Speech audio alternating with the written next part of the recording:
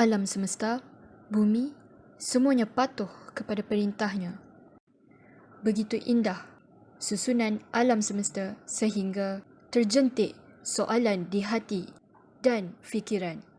Renunglah, kajilah, maka kalian akan menemui kemanisan iman di hati. Aura kenapa? Termenung je. Aku tertanya-tanyalah, bumi ni bagaimana dia diciptakan? Sedangkan bumi ni tiada pun tiang yang untuk ditegakkan. Masya Allah, baguslah awak ni memanfaatkan fikiran yang kita ada ni untuk fikirkan kebesaran Allah SWT. Saya suka juga tengok bintang-bintang dekat langit. Oh, samalah kita ni, menengok-nengok langit.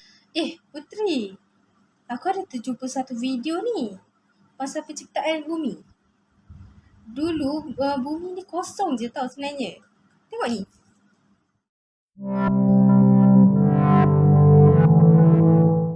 Tokoh-tokoh ilmuwan, termasuk tokoh-tokoh ilmuwan Islam, telah menunjukkan bahawa alam semesta ini dicipta dari ketiadaan, iaitu tiada tenaga, ruang dan masa yang kemudiannya berlaku evolusi. Oleh itu, lahirlah pelbagai teori termasuk teori Big Bang. Alam semesta bermula dengan satu titik, iaitu dalam istilah sains singularity. Satu titik tersebut kemudian mengembang dan mempunyai suhu yang sangat tinggi dan tekanan yang sangat kuat, maka berlakulah ledakan yang sangat besar. Selepas berlakunya letupan besar Big Bang, alam dipenuhi dengan radiasi. Kemudian lahirlah subatomik, iaitu subatomik ini lebih kecil daripada saiz atom. Kemudian lahirlah atom-atom. Kemudian alam semesta meneruskan evolusi. Evolusi tersebut mengandungi hidrogen dan helium. Apabila hidrogen dan helium ini bergabung, terhasillah bintang-bintang. Daripada bintang-bintang itu menjadi galaksi.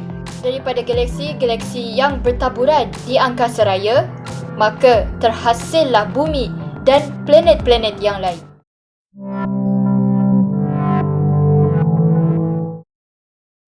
Berdasarkan ayat 11 daripada surah Fussilat, yang maksudnya, kemudian dia menuju ke langit dan langit itu masih berupa asap. Lalu dia berfirman kepadanya dan kepada bumi, datanglah kamu berdua menurut perintahku dengan patuh dan terpaksa. Keduanya menjawab, kami datang dengan patuh. Tafsiran dari ayat tersebut dapat saya simpulkan bahawa langit dan bumi ini dahulunya kosong daripada sebarang objek. Satu-satunya objek yang wujud ialah asap. Kelahiran bintang-bintang, galaksi, sistem suria dan bumi sebenarnya berasal daripada asap yang sangat besar saiznya. Asap ini bersifat panas dan bergerak.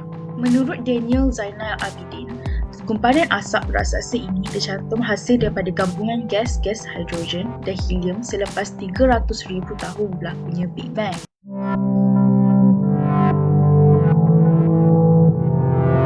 Dengan hikmat Allah SWT dan kebijaksanaannya juga, dia telah menjadikan lapisan kulit udara yang berada di sekeliling bumi ini yang disebut dalam Al-Quran dengan Al-Saqaf Al-Mahfuz, iaitu bumbung yang terpelihara sebagai perisai untuk mengawal bumi ini, dan kami menjadikan langit itu sebagai atap yang terpelihara sedang mereka berpaling dari segala tanda-tanda kekuasaan Allah yang terdapat padanya. Pertama, lapisan yang paling rendah iaitu troposfera, tempat benda hidup bernafas dan angin bertiup.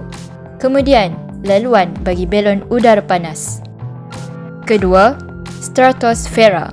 Ia sesuai untuk penerbangan dan mempunyai lapisan ozon untuk menyerap sinaran UV daripada matahari.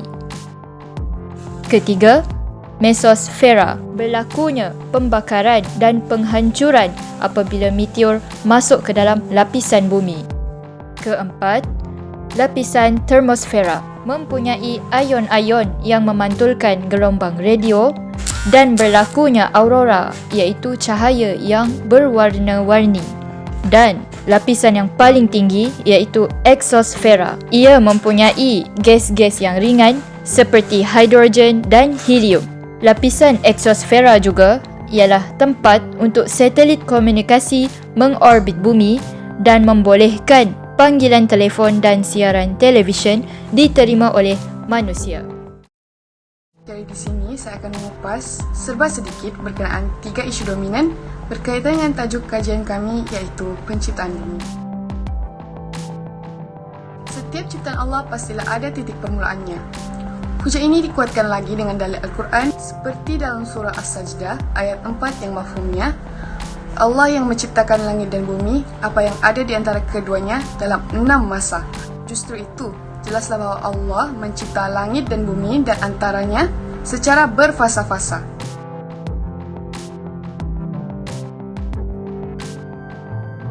Dan sesungguhnya kami telah menciptakan langit dan bumi dan apa yang ada di antara keduanya dalam 6 fasa, dan kami tidak berasa letih sedikit pun. Dalam ayat ke-38 surah Qaf ini juga menjelaskan bahawa penciptaan alam semesta ini selama 6 fasa merupakan suatu proses yang panjang dan terdiri daripada 4 fasa penciptaan bumi dan 2 fasa penciptaan langit. Tuntasnya sudah terang lagi bersungguh amatlah mustahil bagi Allah untuk merasa letih dan tidak terkesan langsung untuk menciptakan suatu alam yang luar biasa.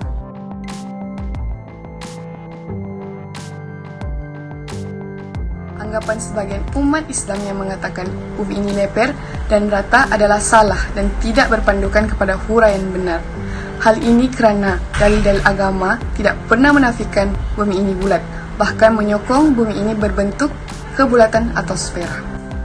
Penyaksian daripada ulama tentang bumi yang berbentuk sfera ini dikuatkan lagi dalam kitab Al-Fasal fi Al-Milal wa Al-Ahwa wa Al-Nihal yang ditulis oleh Ibnu Hazm radhiyallahu anha yang bermaksud para ulama telah menyatakan bahawa bukti-bukti sahih menunjukkan bumi berbentuk kebulatan.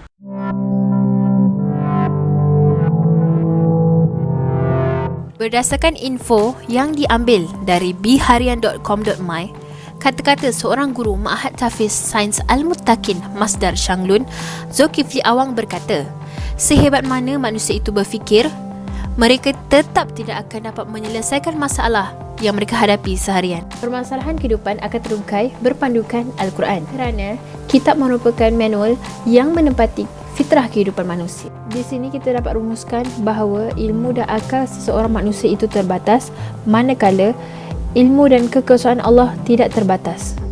Sesuatu yang terhasil dari penyelidikan sains dan penciptaan teknologi yang canggih adalah untuk masyarakat kehidupan dan keselesaan duniawi manusia. Ini merupakan salah satu nikmat dan ilmu yang diberikan oleh Allah SWT kepada manusia. Ini kerana Allah menjadikan dunia ini sebagai tempat kediaman kepada manusia untuk menjadi khalifah di muka bumi ini yang berbakti dan berguna.